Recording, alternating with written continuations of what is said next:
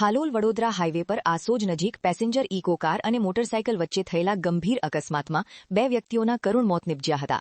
અકસ્માતમાં મોટરસાયકલ ચાલકનું ઘટના સ્થળે જ મોત થયું હતું, જ્યારે ઇકો કારમાં સવાર 9 વર્ષની બાળકીનું સારવાર દરમિયાન મોત થતાં પરિવાર પર દુઃખનો પહાડ તૂટી પડ્યો છે. બાળકીના પિતાએ ઇકો કાર ચાલક વિરુદ્ધ હાલોલ પોલીસ મથકે ફરિયાદ નોંધાવી છે. હાલોલ તાલુકાના મેડી મદાર ગામે રહેતા કિસ્મતભાઈ નગીનભાઈ નાયક સાવલીના મંજુસર જીઆઈડીસીમાં આવેલી નિરામા કંપનીમાં સફાઈ કામદાર તરીકે નોકરી કરે છે. ઉત્તરાયણ નિમિત્તે તેઓ વતન મેડી મદાર આવ્યા હતા. ગત રોજ કિસ્મતભાઈ તેમની પત્ની વીનાબેન તથા 9 વર્ષની દીકરી રક્ષા સાથે પેસેન્જર ભરેલી ઇકો ગાડીમાં જરોદ તરફ જઈ રહ્યા હતા. આસોજ નજીક હાઈવે પાર કરતી વેળાએ વડોદરા તરફથી આવી રહેલી મોટરસાયકલ સાથે ઇકો કારની જોરદાર ટક્કર થઈ હતી. અકસ્માતમાં ઇકો કારમાં સવાર કિસ્મતભાઈ અને વીનાબેનને સામાન્ય ઇજાઓ પહોંચી હતી, જ્યારે દીકરી રક્ષાને મોઢા અને નાકમાંથી ભારે લોહી નીકળતા ગંભીર ઇજાઓ પહોંચી હતી.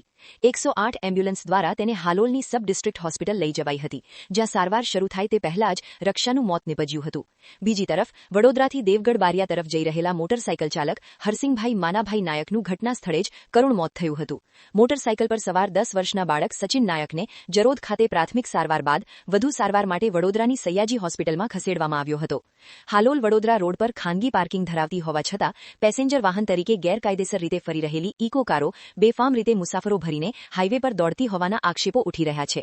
વારંવાર અકસ્માતો સર્જાતા હોવા છતાં પંચમહાલ અને વડોદરા જિલ્લાના વિવિધ પોલીસ મથકો, ટ્રાફિક વિભાગ તથા આરટીઓ દ્વારા આવા વાહનો સામે કડક કાર્યવાહી ન થતી હોવાની ચર્ચા પણ જોર પકડી રહી છે.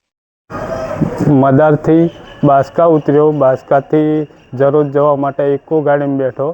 ઇકો ગાડીમાંથી બેઠો એટલે જરોદ જવા માટે પેલો આસોદનો રસ્તો આવે એને ક્રોસિંગ કર્યું કે આસોદ ગામમાં 2 પેસેન્જર ઉતાર્યા ઇકોવાળાએ. પછી આમ જરોદ બાજુ જતા હતા અને રસ્તો મતલબમાં હાઈવે ક્રોસ કરતા હતા.